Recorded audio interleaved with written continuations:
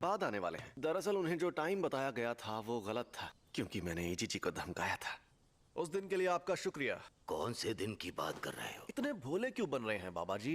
आजकल के नौजवान, इन्हें इज्जत से बात करनी नहीं आती।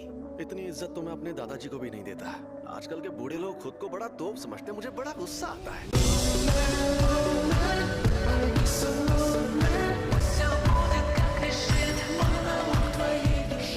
मैं सीनियर मेंबर से आपकी शिकायत कर दूंगी। आप इनसे ऐसे बात नहीं कर सकते। हाँ तो कर दो शिकायत। वैसे भी मुझे यहाँ बैठने का कोई शौक नहीं है। तो कल रात मुझ पर 2 अनजान अव्वल दर्जे की शक्तियों ने हमला किया। मुद्दा ये है कि वो 2 शक्तियाँ साफ साफ बातचीत कर सकती थी। शायद उनके और भी साथी हैं जो उनके जितने ही ताकतवर होंगे। ये तो बहुत बुरा हुआ। अरे बुरा बुरा कुछ नहीं हुआ। मेरे लिए तो उनसे लड़ना लूडो खेलने जितना आसान था।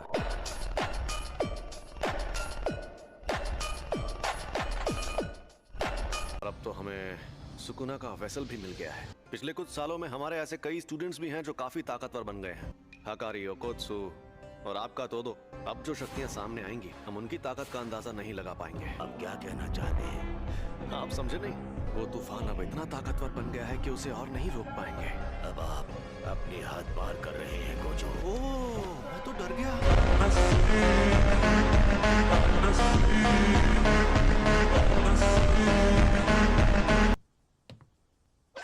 और हाँ, प्रिंसिपल यागा यहाँ 2 घंटे बाद आने वाले हैं। मेरे लिए कप चाय ले आओ। Yes sir.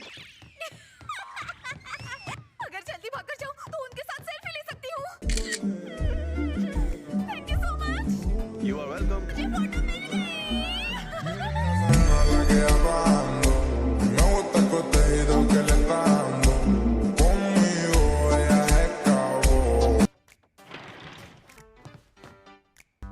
मेरी चाय।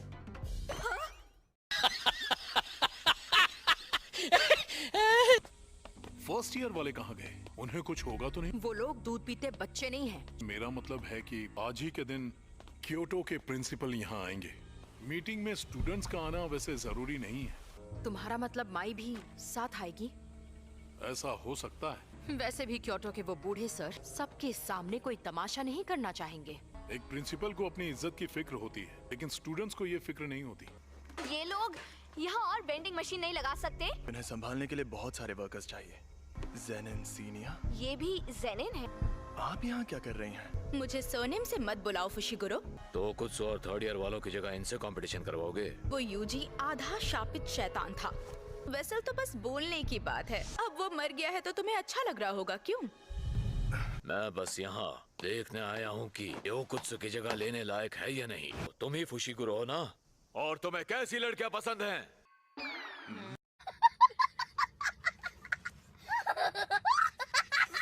अगर मुझे जवाब पसंद नहीं आया तो मैं मार मार कर हॉस्पिटल पहुंचा दूंगा।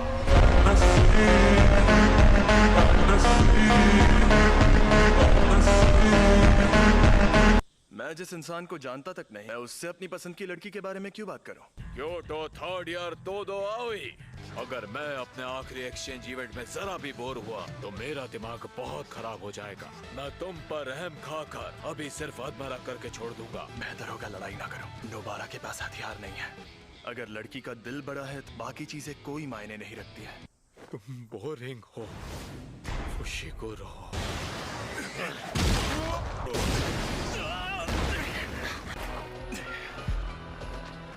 निहायती बोरिंग इंसान। तुमने मेरी दरियादिली की कद्र नहीं की। लगता है तुम्हारी अकल भी तुम्हारी मसल्स की तरह मोटी है।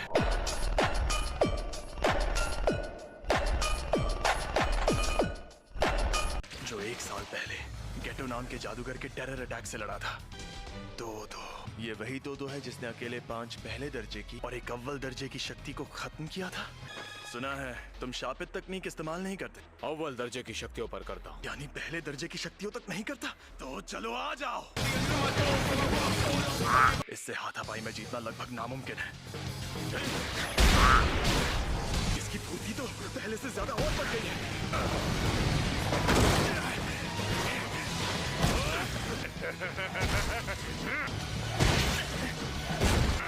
ये इंसान है या सांड?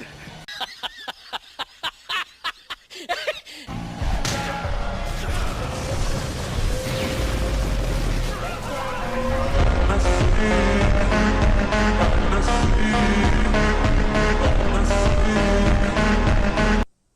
जुजुत्सु जादूगर बनना है तो ताकतवर लोगों से पंगा मत लिया करो।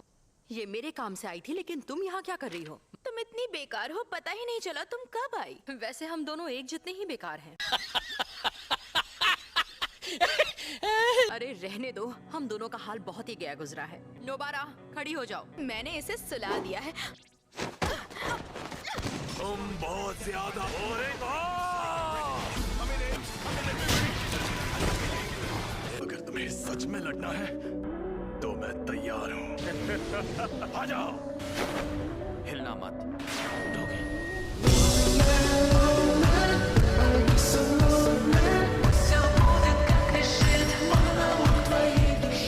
ये तुम दोनों क्या कर रहे हो? बोनीटो फ्लेक्स। तुम एक्सचेंज इवेंट तक रुक नहीं सकते थे क्या? बड़े दिनों बाद मिले हो पांडा। अब जाओ यहाँ से, वरना मैं ऐसे चिल्लाऊंगा कि तुम बहुत दूर जाके गिरोगे। तुम्हारे आने से अब लगता है मैं बहुत ज्यादा बोर नहीं होने वाला हूँ। कंपटीशन में जरूर आना। मेरी जैकेट तो यहाँ है, तुम यहाँ पर मजे कर रही हो। तुम्हें क्या पता, मैं इसे मारने ही वाली थी। मुझे टोक्यो में जरूरी काम भी करने हैं।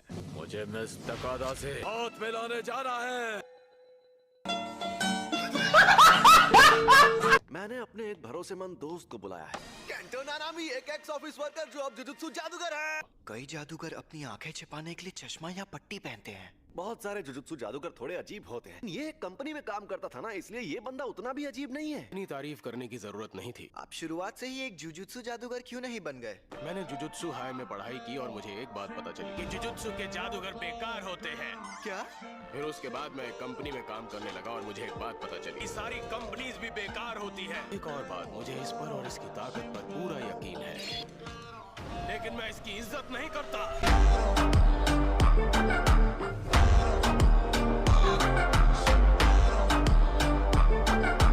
बड़े कंफ्यूज्ड आदमी है। हाँ वही तो। खैर, बात को लंबा खींचना बेकार है।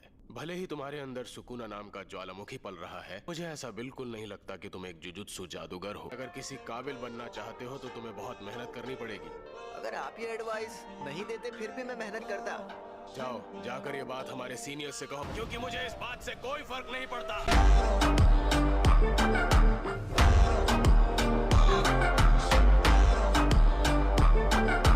इंसानों की नेगेटिव एनर्जी की वजह से ही शापित शक्तियाँ पैदा होती हैं। बहुत सारे लोगों के मन में एक ही जैसा डर, अच्छा जैसे फेमस मॉन्स्टर्स और घोस्ट स्टोरीज का डर। जुजुत्सु जादूगर इन सबको अव्वल दर्जे के संभावित शैतान कहते हैं। लोग सिर्फ ऐसी खौफनाक कहानियों से ही नहीं, ऐसी बहुत सी चीजें हैं जिनसे डरते हैं, जैसे toilet bound Hanako san, the 90-tailed fox वगैरह वगैरह। इससे पता चलता है कि वो लोग इसके आगे सोच ही नहीं सकते। इंसान हमेशा से डरते आए हैं। तो फिर तुम किस तरह की शापित शक्ति हो माहितो? मैं ऐसी शक्ति हूँ जिसका जन्म इंसानों के मन में नफरत और गुस्से से हुआ है। A few moments later. तुम्हें ये दिख रहा है? एक शापित शक्ति का छोड़ा हुआ दाग। नहीं, मुझे कुछ नहीं दिख रहा। क्योंकि तुम इसे देखना ही नहीं चाहते। तुम्हें थोड़ा ध्यान से देखना होगा। हाँ, मुझे दिख रहा है। एक अच्छा जादूगर इन्हें देखने से पहले महसूस कर लेता है। हो सकता है ये सब उस लड़के ने ही किया हो, लेकिन उसके चांसेस बहुत ही कम है। रुक जाओ यूजी, तुम जाके उसे संभालो जो वहाँ पर छिपा हुआ है। अगर ऐसा लगे वो तुम पर भारी पड़ रहा है तो मुझे बुला लेना। आप तो मुझे कुछ ज्यादा ही हल्के में ले रहे हैं।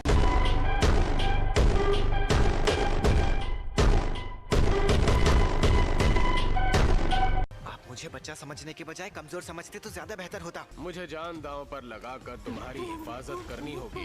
तुमने कई बार करीब से मौत का सामना किया है, लेकिन इसका मतलब ये नहीं कि तुम बड़े हो गए हो। मैं मन में उनके शरीर पर एक लाइन बनाकर इस रेशियो वाली जगह पर हमला करता हूँ। दरअसल मैं अपनी शापित तकनीक की मदद से दुश्मन में जबरदस्ती एक कमजोर जगह बना देता हूँ। अगर उनमें ज्यादा शापित शक्ति ना हो, बिना धार वाली तलवार से भी उनके टुकड़े कर देता हूँ। इसी वजह से मैं अपने से ज्यादा ताकतवर शक्तियों को भी भारी नुकसान पहुँचा सकता हूँ। तुम सब सुन रहे हो ना यूजी? आप मुझसे बात कर रहे थे।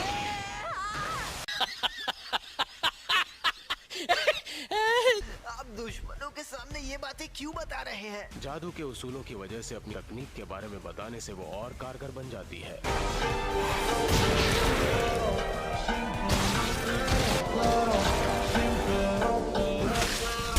मैं बस यही कहना चाहता था।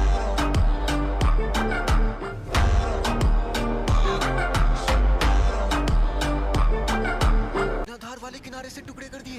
एक तो इन्होंने अपने अपनी तलवार पर कवर लपेटा हुआ है। क्या बात है। यूजी जरा अपने पीछे देखो। नजर हटी तो दुर्घटना घटी, समझे? अरे आप ही तो मेरा ध्यान भटका रहे हैं।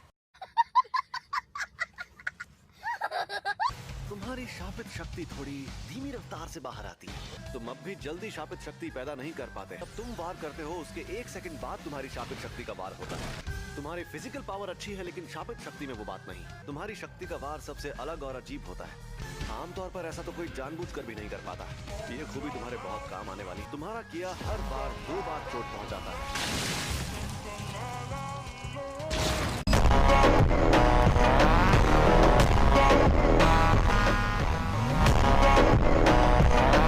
इसकी फिजिकल पावर तो लाजवाब है। ये अभी और बेहतर बन सकता है।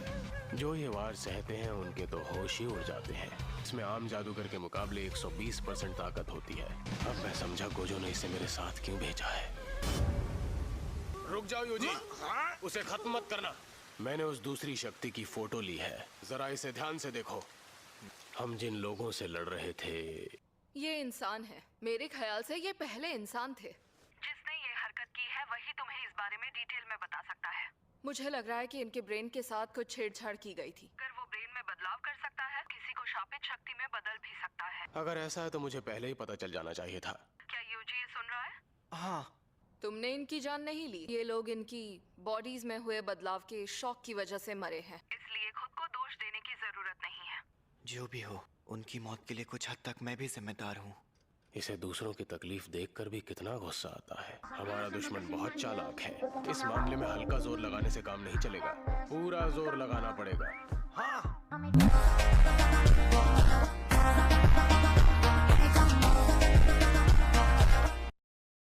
तो हेलो